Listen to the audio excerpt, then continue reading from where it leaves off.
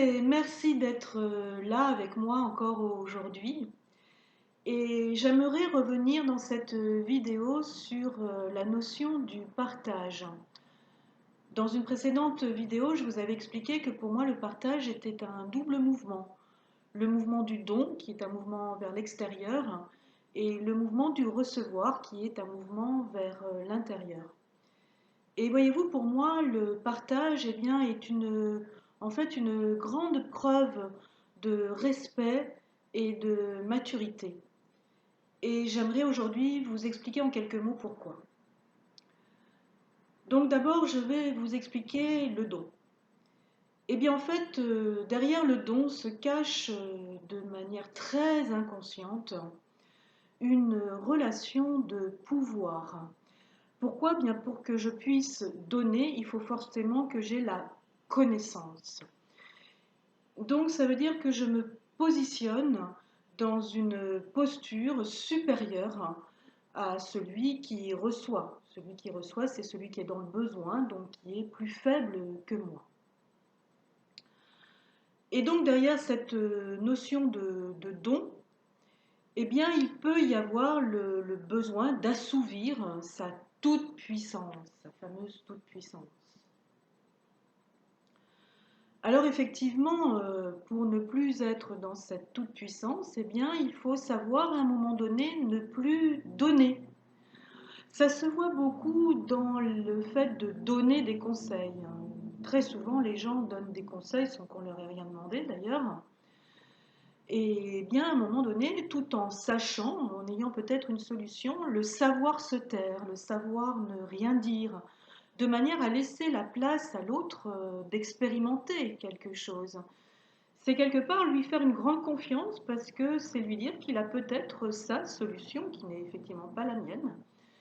Et donc c'est en cela que c'est une forme de respect de l'autre, de savoir soi-même rester à sa place et ne plus envahir la place de l'autre par ma croyance que je suis le sachant ou la sachante. Maintenant, il y a le mouvement inverse, le savoir recevoir. Eh bien, en fait, dans le recevoir, il y a très souvent la notion que c'est un dû. C'est-à-dire qu'on oublie du coup de gratifier un don, on oublie de remercier un don. Ça se ressent comme quelque chose de normal auquel on n'a pas besoin donc de prêter attention. Ce comportement est très souvent relié avec l'égocentrisme ou l'orgueil. C'est normal que je reçoive, je suis quelqu'un de tellement formidable que c'est normal. Donc par conséquent, je n'ai pas besoin de remercier, c'est un dû. Et il y a aussi quelque part la position inverse, c'est-à-dire celui qui a une telle dévalorisation, une telle mauvaise image de lui-même, qu'il ne peut même pas concevoir de recevoir quelque chose d'agréable. Recevoir quelque chose de désagréable lui semble tout à fait plausible, mais quelque chose d'agréable, comme un compliment par exemple, ceci lui est très difficile. Et de ce fait, eh bien, cette personne ne sait pas recevoir ces choses valorisantes, car pour elle, elle n'en vaut pas la peine.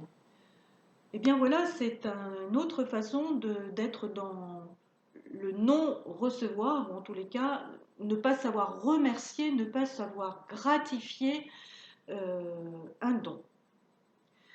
C'est pour ça que donc, pour savoir partager, eh bien, il faut savoir être dans le respect de soi, bien évidemment, et de l'autre, bien évidemment. Savoir laisser la place à l'autre autant que la mienne, savoir dire merci, c'est pas humiliant de savoir dire merci. Voilà. Beaucoup de choses à apprendre derrière cette notion du partage. C'est pour ça que j'y vois beaucoup de maturité et beaucoup de respect. Merci de votre écoute et à bientôt. Au revoir.